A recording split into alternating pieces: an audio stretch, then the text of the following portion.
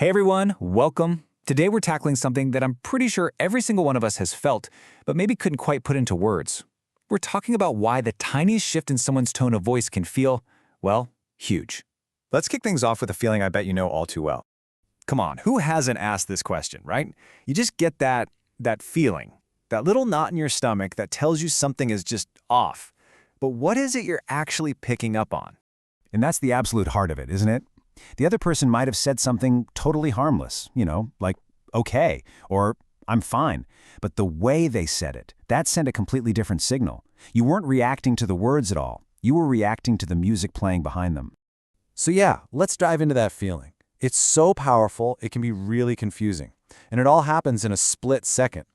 Let's walk through a few examples of where this pops up, probably every single day. Just think about it for a second. That one-word text message that ends with a period, and suddenly your stomach just drops. Or your boss says, "Good job," but it's super flat, and you spend the entire afternoon replaying it in your head. A single sigh from your partner can feel heavier than a 20-minute argument. And of course the classic, "I'm fine," from a friend. Instantly, the things are absolutely not fine. Okay, and this is the first really big idea I want you to grab onto. If this all sounds familiar, you are not overreacting. You're not too sensitive or reading too much into things. Your brain is actually a high-powered computer, and it's processing a massive amount of nonverbal data that, frankly, a lot of other people are probably missing. So, why? Why does our brain care so much about this stuff? Well, and the answer is buried deep in our evolutionary past. It turns out we're all walking around with a very ancient, very powerful security system built right in. So, say hello to your amygdala. The best way to think about it is like a smoke detector for your social world. Now, it's not super sophisticated. It can't really tell the difference between you burning a piece of toast and the whole house being on fire. Its one and only job is to scream, "Danger!" at the first hint of trouble. And you know what one of its biggest triggers is? A sudden, negative shift in someone's tone. And here's the wild part. This whole process is lightning fast. We're talking fractions of a second. Your ears pick up that subtle change in pitch or pace. Instantly, and I mean instantly, the amygdala sounds the alarm. It floods your system with stress hormones. Your heart might start pounding, your stomach clenches, your body is physically gearing up to face a social threat, like rejection or conflict. It's a completely primal, automatic reaction. And that right there, that's the whole issue, isn't it? This amazing survival system was designed to keep our ancestors safe in small tribes, where getting kicked out could literally mean death. It was critical. But today, that same system is trying to figure out if your coworker's one-word email means they're secretly mad at you. We're basically using an ancient tool for a very modern world. But, our ancient biology is only part of the puzzle. While every single one of us has this alarm system, some of our alarms are, they're set to be way more sensitive than others. And what sets that sensitivity level? Our own personal history. Think of it this way. We each have our own unique emotional blueprint. This blueprint gets built piece by piece from all our past experiences, our childhood, our biggest relationships, you name it.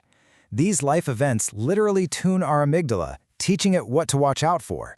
So if you grew up in a home where a change in tone often meant something bad was about to happen, your alarm is going to be set to a hair trigger for the rest of your life.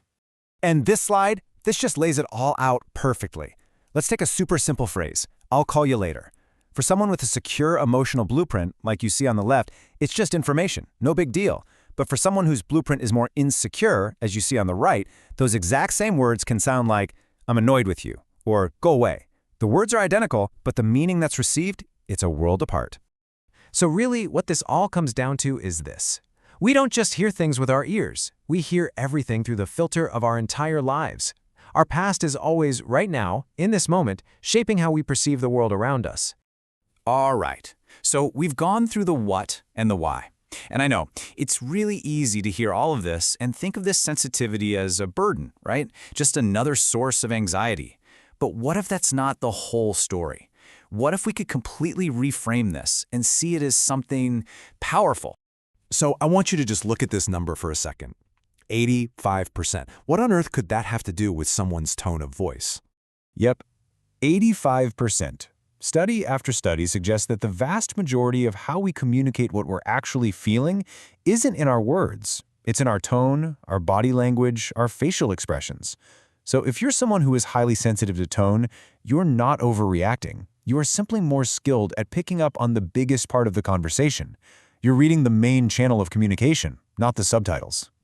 And once you really get that, you realize this whole sensitivity thing comes with some pretty amazing superpowers. It means you have deeper empathy because you can actually feel what other people are feeling beneath their words. It gives you a much stronger intuition, that gut feeling that tells you when something's really going on. You have a built-in authenticity radar. It's just really hard for people to fake it around you. And all of that lets you build incredibly genuine, deep connections with people. And this is the final, most important reframe. Your sensitivity is not a bug in your programming. It's a premium feature. It's a powerful tool that, once you understand how it works, you can use for incredible insight.